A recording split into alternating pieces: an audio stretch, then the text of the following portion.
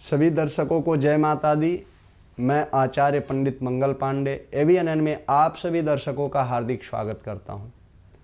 कहा गया है कि किसी भी प्रकार का यज्ञ या हवन करते समय जब हम घर में कोई छोटा मोटा हवन करते हैं तो जो हवन में घी डालते हैं, लोग आजकल के समय में उसको चम्मच का इस्तेमाल करते हैं, लेकिन ऐसा नहीं है।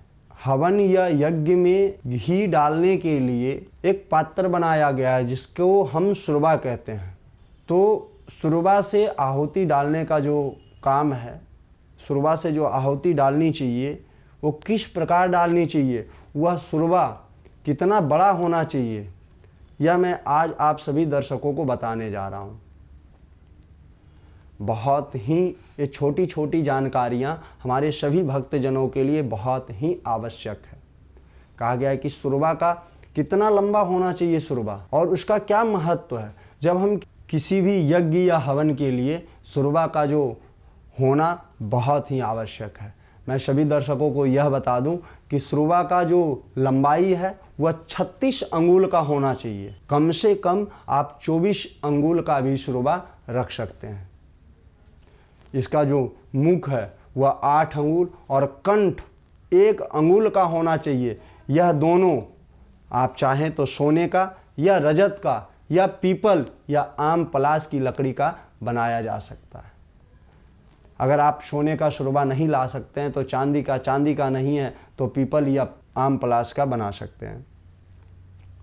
कहा गया है यह बहुत ही आवश्यक है कि हम किस पात्र से, किस चीज़ से कोई भी यज्ञ या हवन कर रहे हैं। यह बहुत ही उत्तम माना जाता है।